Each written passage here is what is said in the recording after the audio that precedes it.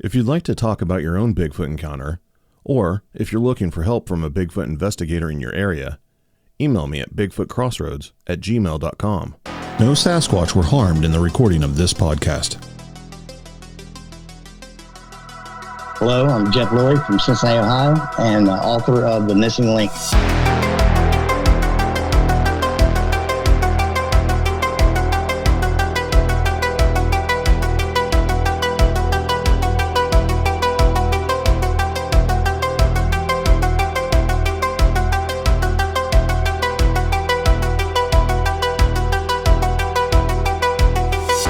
Jeffrey, welcome to Bigfoot Crossroads, man. Thanks for being here. Thank you for having me. Cincinnati, huh? Yeah, unfortunately.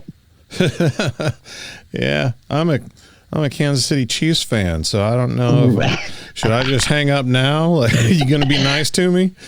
Yeah, we'll do a truce on this one. Sounds good, man. So what got you started in the wacky world of Bigfoot stuff? My family, pretty much, for the most part, all came from Beckley, West Virginia, and were hunters. So, they all moved here shortly before I was conceived.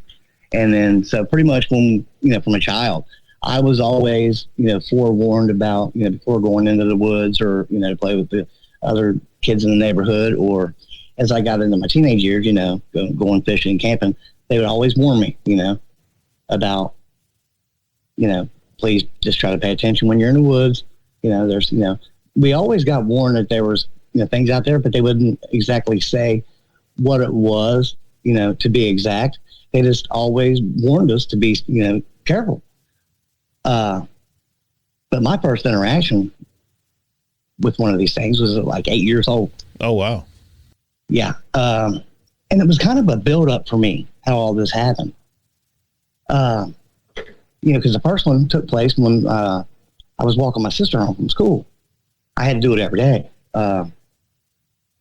And from Norwood, Ohio, is a small town in Cincinnati where I was, living at the time. Up on the top of the town itself was a place called Indian Mount. And it was a big stretch of woods. And then, railroad tracks in behind those woods, that went up north and then split off and also went west. But one day bringing my sister home from school, we heard out of nowhere, a whoop, and then boom, a big rock crash right at my feet. So I look over to the woods, I look behind me, scanning, think it might be neighborhood bullies, because kids from where we were, they would always do that, and that's what other kids. Yeah. It happened quite often. So, but I didn't see anything. So we turned to walk, back towards the house again. And sure enough, another whoop and then another rock crash. This time it broke off into several pieces and kind of, hit me in the legs. And so I pushed my sister off to the side, furthest away from the street. And I started scanning behind me and scanning into the woods again. And sure enough, up in the woods, about 100 feet away from me was something. And I couldn't make out, the full content of this thing, but I knew it was huge and massive.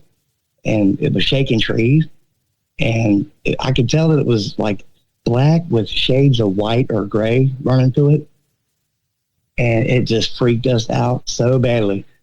We took off and bolted straight to the house. I bet. And as soon as I got there, I'm telling my mom, you got to call the police. There's something up in the woods that just threw rocks at us and was shaking the trees. And, I'm afraid, I was afraid that, one of the other kids coming home would get hurt, This thing seemed to be very upset. Now, later on, I looked at it as if it probably had most likely got lost, come off the railroad tracks, and got into that stretch of the woods. And just, we were at the wrong place at the wrong time. And I guess out of fear, it tried to scare us away so it could find its way back out, Yeah. Well, let me ask you, as a kid, having that first experience, whenever you saw the thing, standing there in the woods, did you think animal or person? I thought person. I mean, it was immense though. It was way bigger than a normal person, because at first I thought maybe this is one of the older kids, just messing with us. But this thing was this huge. It was immense. It was, just shaking the two saplings, that were probably 3 inches in diameter, like they weren't nothing. Yeah. But it kept concealing its face to where, it didn't want to show its face. It almost acted like it was a gorilla. I mean, for the most part. Yeah. But I mean, you could see, not too well, but you could, because the sun was in the woods and it was spring. So, you had fall woods coming back in. So it was really hard to see it distinctively. But I could tell, man, this is something human-like, So at first I'm thinking, oh, man, this is, maybe a step predator or somebody. But this thing was just way too big to be, a person. Yeah. And that's what scared me to death. And that's what put me and her, my sister Angie, into fight or flight mode. I grabbed her arm and we were gone, But of course, I get home, Mom says, oh, you're a liar. You kids are just making shit up, just go do your homework. So I was traumatized by that. So I never took that same route ever again. I took the streets lower because that was the highest street, the second to highest street in the town that we lived in. But I never took that route after that day, But it shocked the shit out of me. And I remember for weeks after this first incident happened, at night, I would be scared to death to go to sleep. I'd be watching out, because our bedrooms were in the back of our apartment that we lived in, and there was woods all in behind there that led up to the tracks that led to the deeper woods. So, I mean, that really scared the crap out of my sister, But after that, things died down. Nothing happened, for a few years until I got to be a teenager. I, started to really get into fishing, everything I did was all about being in the woods, fishing, whether it was river, lake, on a boat, that's where we were. And I would go with many other people. So one morning, a buddy of mine, he called me the night before. We made plans to go out to a place called Lake Callan, which is up in northeastern Ohio. So we get up there early in the morning. And as soon as we get on the lake, we get to a great spot that we're going to fish for bass. I tell him, please do not, whatever you do, don't, look where you're casting. So, you don't hook me with whatever whatever lure you're using. First cast, he puts the lure right through my ear. Oh, damn. So we had to go back to the bait house. As soon as we got there, this happened. So we get back to the bait house, and the guy has me bite on a ruler, pulls it out, cuts it off with some snips. So I'm ready to leave because, I'm getting really sore at this point. So we get in the truck, we decide to leave. Well, on the way, heading back towards the house, we're way out, all woods out there. He says, well, why don't we stop in at Todd's Creek? I got a farmer that lets me fish back on the backside of his land. And there's a section of Todd's Creek there. He said, I've got some muskie and some big bass. Let's go. Can we just stop and try it on the way home? So I agree, well, might as well. We're already out this far. The fisherman and me kick back in. Well, I'll just go through this pain. All right, we'll stop, check it out for about 30, 40 minutes. So we get there, about 600 yards in all was my estimate, just to get back to this section of Todd's Creek. So we get back there, and he goes down below me in the shallow section, and white bass are running. So we tie on rooster tails, and he's casting, I'm casting. Now, off to the right of me, there's a big section. It's just nothing but woods, Off to the left, you can see through the section of woods there. There's a thin section, and you can see the farmer's land and all his cows and stuff, and then his huge white house. While I'm casting, and I look off to the right of me, just out of nowhere, I'm just keeping my bearings about myself. All of a sudden, I go to cast, and when I do, I look to the right, and a rock, probably about 3 or 4 pound rock comes flying in out of nowhere. And this is like 7:45, 8 o'clock in the morning. Boom. It lands about 3 foot, for me. And I don't know why I did this, but immediately I looked down at my best friend, Chris, and I'm like, man, why'd you throw that at me? I don't know why that went down like it did, but, and immediately he says, Jeff, I didn't throw that at you. You see me, I got both my hands on my pole. I'm casting, I'm fishing for white bass. Why would I throw a rock at you? It's going to scare the fish anyway. So, I shake it off like, I don't know what the hell just happened, but, we go back at it again. 5 minutes later, I make a cast. I'm looking, just glancing over to the right of me, and here come another rock. Damn. That same size. Boom. Right then and there, I looked down to him because I knew it was confirmed at that point it wasn't him that threw that rock, you know. So the first nor the second time. So I look at him, he looks at me, and he's gunning straight for me, and I'm gunning straight for the bank. We're trying to get up out of here as quick as we can. We hit the bank. I'm shaking so bad, you know, I can barely stand up. I mean, fear is just kicked in, fight or flight. And from us wading out in that creek, you know, we were soaking wet. So as we're coming up out of the water, the bank is all, you know, mud basically. So the water is coming off of us and it's hitting the bank and it's making it slipperier than ice. So we're fighting this bank just to get up out of there, you know? Yeah. And both of us are shaking so bad, you know, and we're on all fours trying to climb up and just claw up out of this bank and get away from this area. I knew right then and there, for the most part, that it was most likely we got into the wrong area at the wrong time and done crossed one of these things again. So we run down the field, you know, and it seems like forever to get out of there, you know. We throw the poles finally into the back of the truck when we get there, and I jump into the passenger seat. He jumps into the driver's seat. He's trying to get the keys into the ignition. He's scared so bad he can't even get the keys into the ignition. And he's like, "What was that? What do you think that was?" I said, "I know damn well what it was. But, you know, I can't tell you. You've never seen any of these things. You say you don't have a clue, you know.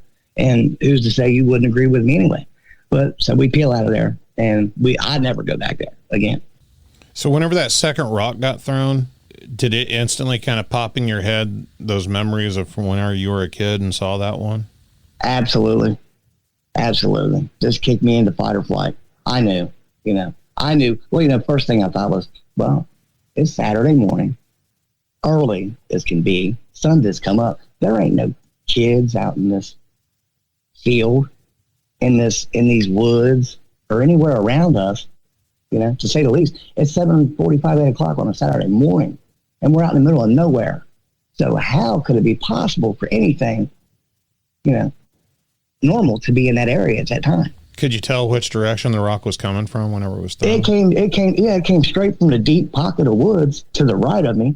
You know, we come in from the left into the creek, and, you know, the woods to the right of us was just thick as could be. You know, you could barely see. Mm-hmm. Now, when, you know, you first got up off the bank on that side, you know, the brush and stuff was growing up about 4 feet, you know, right up off the bank. But as the further you went, you know, or even looked, the higher it got. So this rock came out. I didn't see what had actually threw the rock, but I knew it couldn't have been anything, you know, normal. You know, it was something that. And what can pick up a rock and throw it that's not a person?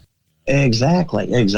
So, I mean, I just knew, you know, so I never went back there again. I mean, actually I stopped fishing for a while after that because I was just scared to death, you know, just still only a teenager, but now I've experienced something out of the ordinary, not once, but twice, you know, which kind of confirmed it for me, you know.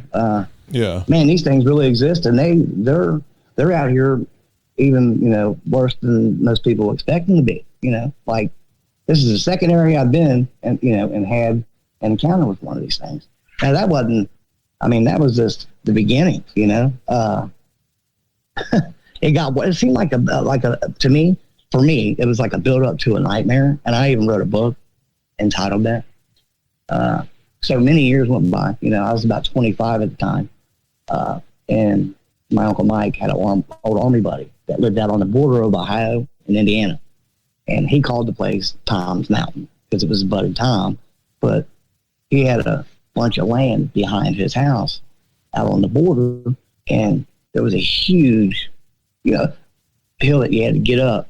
Basically, you know, a small mountain to get up just in order to go get to Lake 1 to fish. And then there was a lake, which was Lake 2 up above that.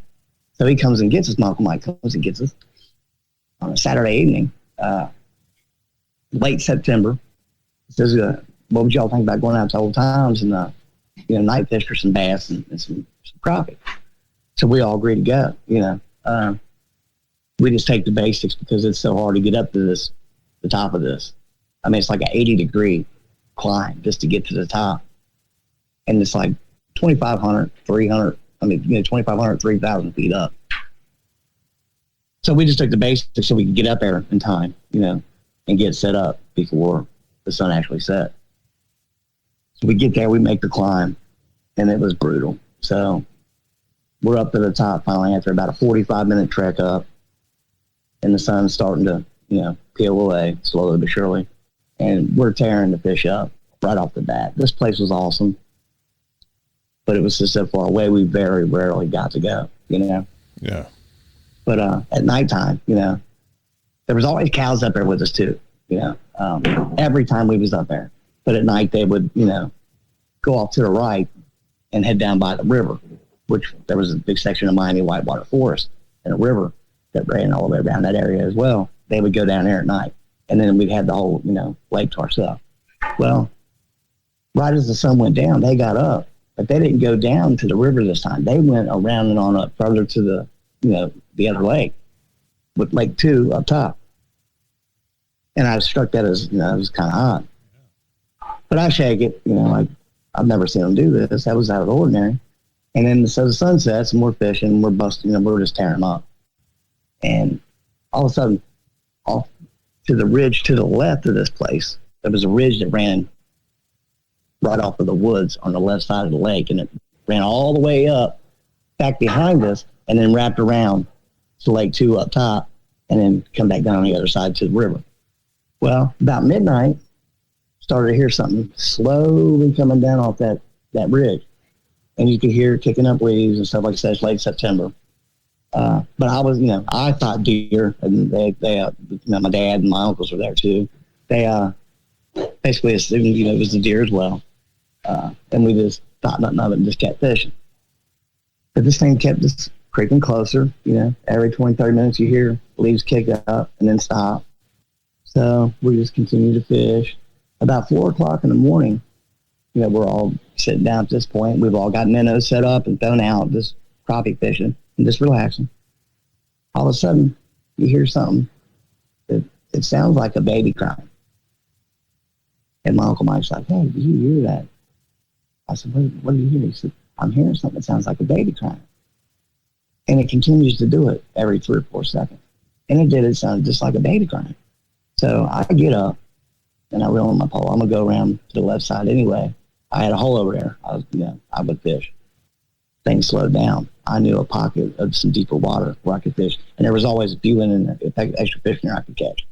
I knew this lake very well. We fished it so much.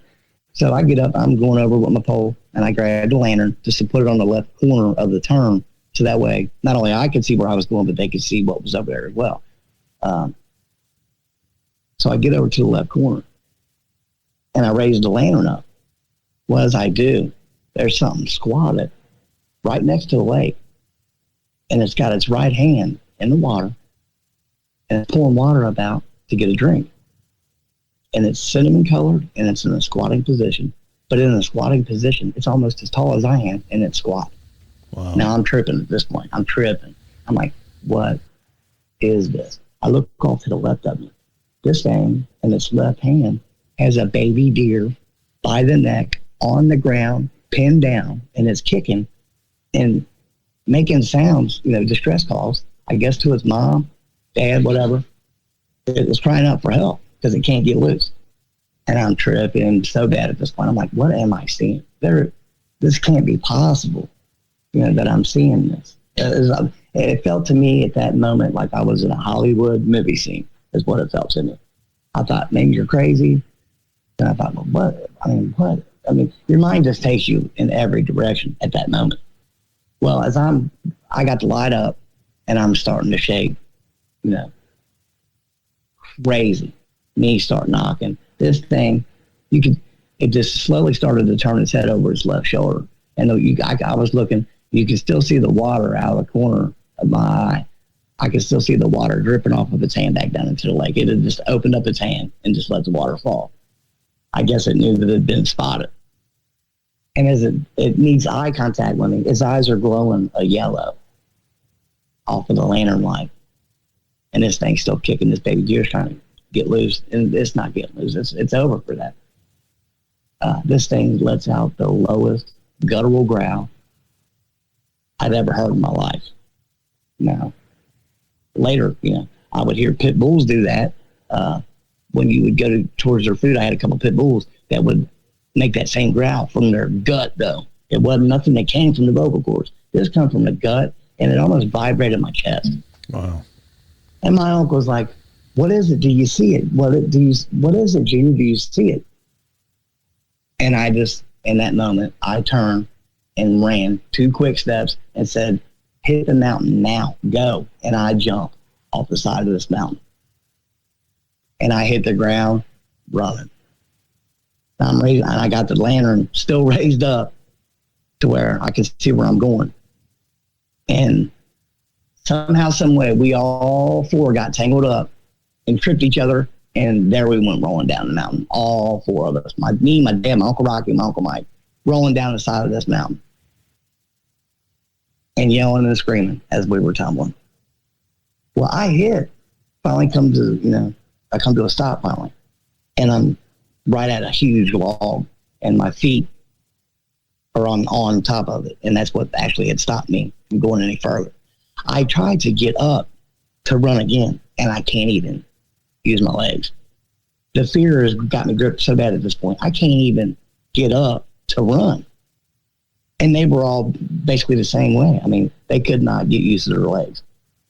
And I remember in that moment feeling like this pure dread and gloom. I thought it was over. We're dead. It's over. Not only is this thing going to come for us, but it is probably already on its way. There's probably others that are, with this thing that are right on our ass going to come and kill us. And it's over. We're through. So you're just thinking monster.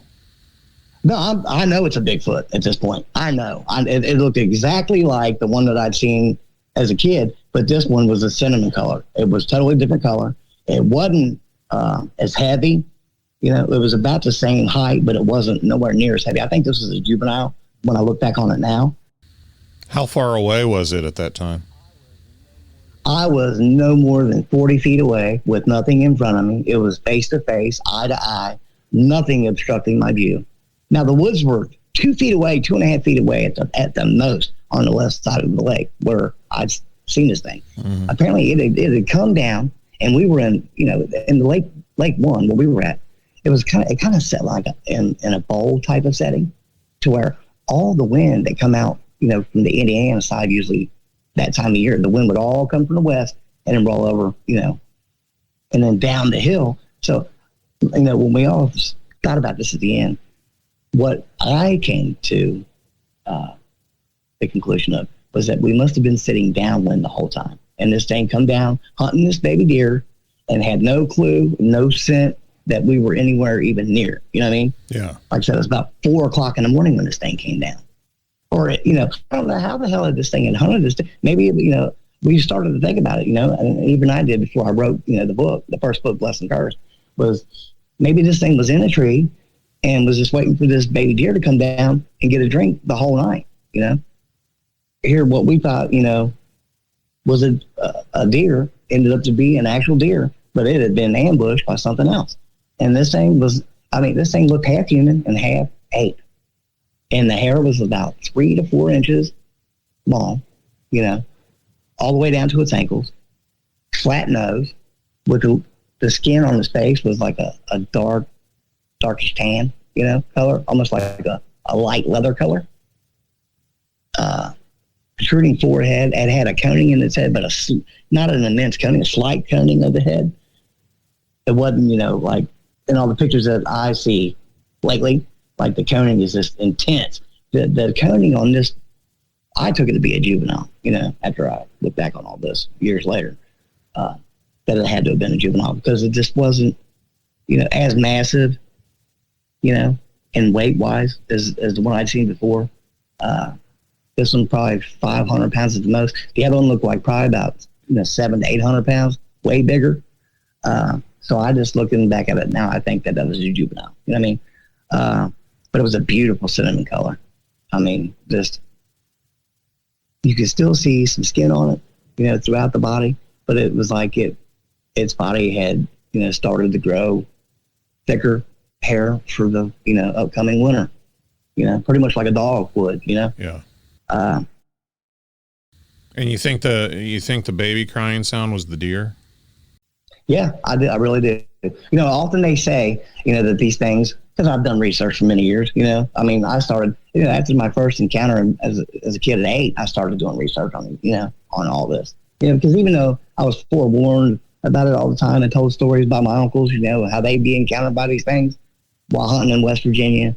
And then I had my Uncle Jack who come from Arkansas and said he'd been treated by a couple of them. I never really believed it. You don't believe it until you see it for yourself. And then you think, oh my Lord, this is really true. They weren't lying. No wonder they gave me such a fit each and every time I'd be going off into the woods, as a young teenager to go do my thing, Yeah. I always thought they were just full of crap, but they weren't. They were really warning me, It was just crazy how it all come to a head at the end, and even after the Todd's Creek incident where I had rocks thrown at me, I went out a couple more times, especially they had, several other rock incidents, as well. But like that last the one after Todd's Creek, just 40 feet away, seeing this thing, with nothing obstructing your vision and just being totally freaked out and scared to death. It changed me forever. It took me down a dark road after that. I battled with alcohol. When we got done, we finally got down to the house parking lot. They even, one time had come out, and we had told him what was going on. He was like, wow, I kind of knew something was going on. He said, because, a couple weeks before you guys even got here, he said, I had my ATV out and I was up there. He said, and I was finding, some deer up there, dead ones. Yeah. He said 3 or 4 in all, within a 2 to 3 week stretch, but they had their necks broken and their face, their noses and their heads had been twisted all the way and were broken and laying on their backside. He said, and I just didn't know what to think of it. He said, until you guys tell me what you just encountered out there. So a state trooper was even called in that night. And after he got there, he was like, we get reports of this all the time, this time of the year. And he's like, I really don't want to have to go up there to investigate this if you guys are okay with that, because he was by himself. And I said, it don't matter to me. I'm just making a report of what I seen. So that way it's known, because it freaked me out that bad. I've never been that scared in my life, ever in my life. It changed me forever. Did any of your uncles see it at that point? My Uncle Mike said that he got a glimpse of something that did not look human as he was running to make his jump off the side of the mountain. Mm-hmm. My dad and my Uncle Rocky were on the other side of him, and they were further away, so they didn't see nothing. But everybody heard that baby deer, it was making noises that sounded just like a baby that was whining, not crying, but whining, just how babies whine. Yeah. And that's what drew me over to that area. And I was totally put in shock when I seen what I seen, because I'm seeing something that's not even supposed to exist, Why do you think it had left the deer still alive like that? I think it had just caught it. I think he methodically hunted this dang thing throughout that whole night. Looking back on it now, I think he just waited in his spot and ambushed this thing as it come down to the side of the creek. Because the lake that, the woods set like 2.5 foot tiles. And then there was maybe a step and a half in between that. And then you were in the lake itself. You know what I mean? So That's what kind of struck me as the woods were so close to this thing, yet it looked at me, but it wouldn't make a move like I'd hear, everybody else in their reports. They see it vaguely 5, 10, 20, 30 seconds tops, and then it bolts. But this thing did not bolt. It did not take off, which confirmed it for me. He had methodically hunted this thing and finally got his hands on it. He was not parting ways with this thing, Yeah. And that section of the ridge was so steep, like about an 80-degree angle itself, climb up. I don't think that he could have made that move that quickly and got up there with this baby deer, 100-pound baby deer in his grasp. So he basically turned his head over his left shoulder and made that growl to say pretty much, hey, you're in my area. And this is mine, and you need to get the hell up out of here. And that's what I took from it. And I was gone. So you'd say that, like, your life changed at that point? Oh God, it does. You know, especially when you're told to keep it a secret. You know, because I'm 25. I'm still in my prime. Mm-hmm. My dad and them are probably 45, pushing, you know, in their early 50s at this point. This was 1995 exactly, late September. Never forget it. We get down there, you know, for they call the state trooper.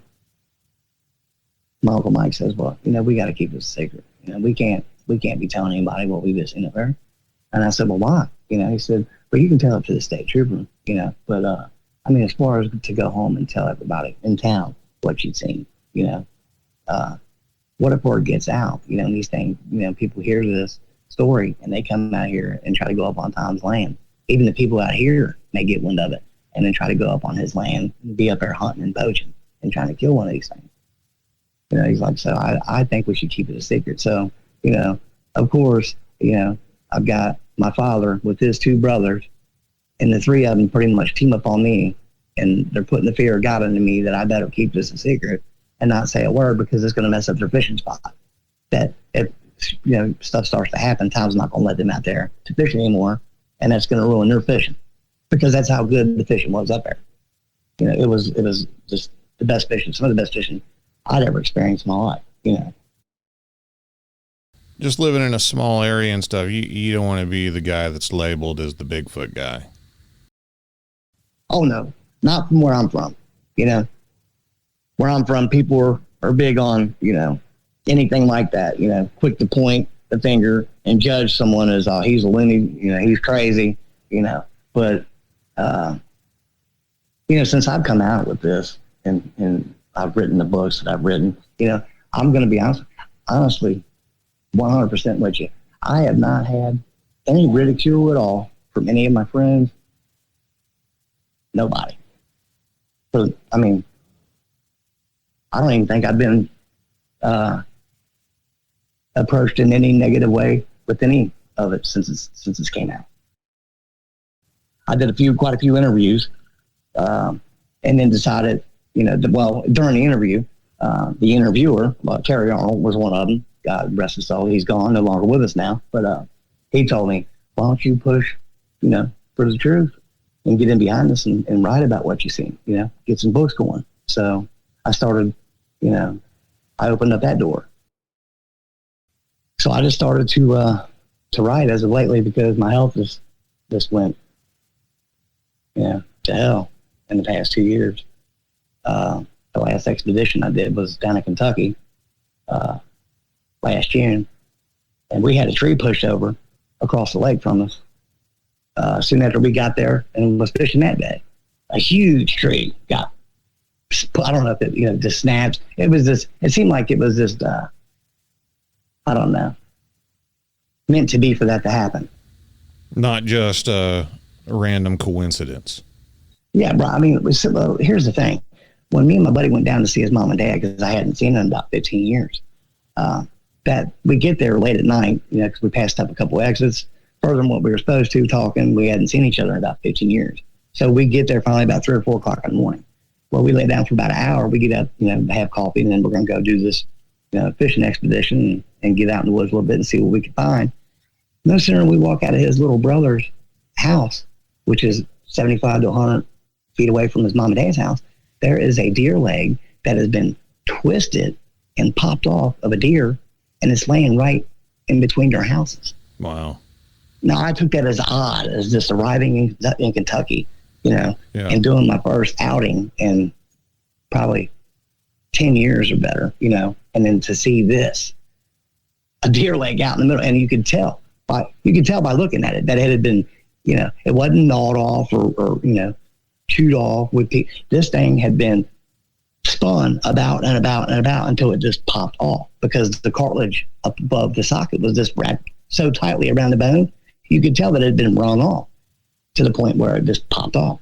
And then not an hour and a half later, that tree gets popped over on us, you know. And the thing about that was ironic was that they were doing right up the road in Berea, Kentucky, they were doing a huge highway extension where they had tore down the whole side of a mountaintop and took every tree out of there, you know. So me and my buddy kind of looked at that as that was just too much for just all to be just you know, a coincidence. Yeah, and that seems to be the case a lot of the times. You have to look at the whole picture and not just the actual thing that you find or the actual incident that takes place.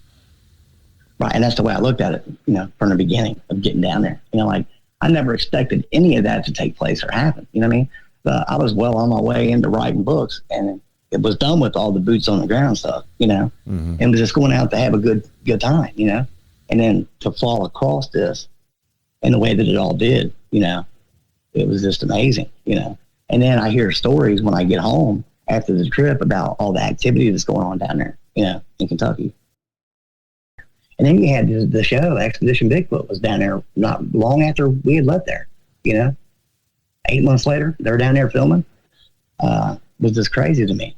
So that pretty much, glorified those situations that came about during my trip down there, They confirmed it for me that it was just too much to be a coincidence, especially after I found out that they were down there filming, How many years was it before you started telling about what you had experienced and everything? Like 20 years? 20 years. So you just lived with it for 2 decades. Oh, and it was so hard. I become a full-blown alcoholic over that. Man. Yeah, I mean, but I hate to say it because, my uncles are still alive. We've just lost my father, God bless him. But they were pretty rough on me. They were pretty mean. They were pretty brutal to me growing up. And, looking back on it now, I think they did it just to make me tough, in this world that we live in today. You got to be strong and tough or you're not going to survive, They were just really, really rough on me and pretty brutal. So they had pretty much just put the fear of God into me, And then I didn't want to be labeled as a crazy lunatic neither, So after they spun that about on me, like, they're going to label you crazy, probably put you in the loony bin, and then your world would go to shit from there. So, they pretty much just scared me to not say nothing. Yeah. So I allowed all that to just consume me and then became, a full-blown alcoholic just to suppress all the, memories of the stuff that I knew to be true, but I had to keep it a secret, I mean, that's a huge secret. Oh, huge. But, it's blown up as of late with all these new sightings and encounters. Having those multiple experiences over your lifetime, do you think it was all just dumb luck, so to speak? You just happened to be in the wrong place at the right time? Or do you think there's something more to this? I've battled with that for many years. And in my honest opinion, I feel as if it may have been a little bit of both. They say these things are very empathic and, they know pure souls from evil ones, so to speak. I feel like it was a little bit of both when it came to me being in there, because it just seemed like every time I was out by myself or with one individual, something like this took place. 3 rock throwing incidents in my life, and then 2 full-blown encounters. One at 100 feet and one at 40 feet. But then they had 3 separate rock throwing incidents as well at the same time, and all at nighttime, while out in the middle of nowhere. You know what I mean? It was a blessing for me. So I feel like I was just, destined to go down that road. That's the way I look at it now. And you also have to kind of think, from the sound of it, to a person just listening to your stories, it sounds like, man, every time this guy goes out, something happens. But I'm assuming there were a lot more trips that you made to the woods and to fishing and everything else where nothing happened. You're just condensing everything into these, few stories. Exactly. And then when it came to the book writing aspect of it, I really didn't want to write a huge, thick, long, drawn-out book with a bunch of crap that was, in between all of the exciting stuff. My decision on becoming an author was, I'm going to keep it short, but I'm going to keep it sweet, and I'm going to keep the reader's grasp into the real facts of what happened and not leave them drawn out, you know. Mm-hmm. I write books that are in between, you know, like 90 to 150 pages. And and it seems to be that works for me. Mm-hmm. Lately, after all the shit that's been happening since the release of The Missing Link, I had to do another book, and it's a kind of an add-on, but it's entitled That Gut Feeling, and it's published right now. It'll be out in like probably 2 weeks, you know, at best, 2 weeks tops, and it's about suppressing secrets, you know, and how other individuals do this to people like us who have been out there and seen this stuff take place. And then you try to tell the world, and then, you know, they start to harass and torment you over what you're doing, because some things have been happening as of lately that are not normal. Like me being followed around lately. It's been happening quite often. I just happened to be paying attention one day while on the way home, and I got followed all the way from where I was at all the way to the house. And then some other things happened that were wild too. We started hearing down our hallway, somebody had been coming by our door like 20 times a night, and then slamming the fire exit door and going down the steps. And I don't know what's going on with that, but it's going on way too much for things. You know what I mean? It's just got us thinking. So the other night, me and my fiance, Angie, we were decorating our Christmas tree, and she had her phone set down on the bar beside the Christmas tree, and we're decorating the tree. Well, all of a sudden she goes over to pick up her phone, and her phone is on a live video feed, but you don't see nobody in the background. You see our apartment on her phone, mm-hmm. but it was if somebody had logged into her phone on a video feed and had it active and going, recording everything that we were talking about on her phone. Had turned on the camera. Yeah. Wow. While we were decorating the tree, and we had no clue, and it scared her to death. And all of this has kind of started since the release of your last book. Yes. And now, and The Missing Link is when I exposed, you know, some individuals for actually going out there and digging up bones across Indian mountains from Ohio, Kentucky, Indiana, all over the world, and how they had disposed of them to try to keep all this suppressed and keep it a secret. You know, it's all in that book. But like within 2 weeks of that book's release, all this stuff started happening. Now, and I can tell you that I'm being followed because the simple fact is that they had stopped one day as I was on the way home. They had stopped, dead on the phone, dude staring at me. And he's on the phone and he's talking to somebody. And I noticed out of the corner of my eye, because I looked over my shoulder, I glanced over to the left, and he had stopped just a little ways past me and was at the red light and actually done a U-turn to come back up my way and follow me to my destination. It's just crazy. Just crazy stuff happening. Our cable gets turned off randomly, just out of nowhere, off and on. It's done it many times, like in the middle of the night. We'll get up in the morning and our stuff's off.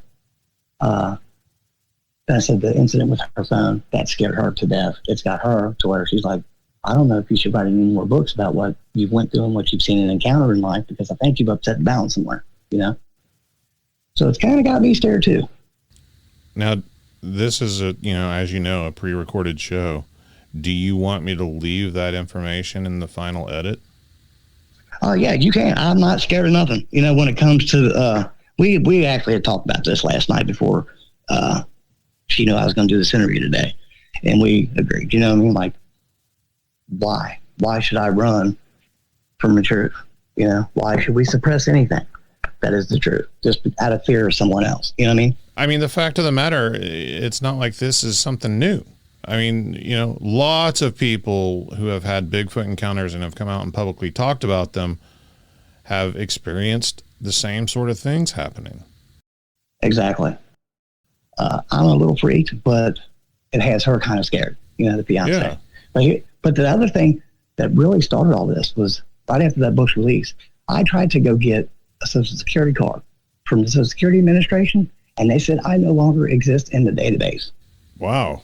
That's what started me thinking. Yeah. Like 2 weeks after this book's release, I no longer appear in the SSI database. It makes no sense to me. So, and then it just continued to, you know, slide from there.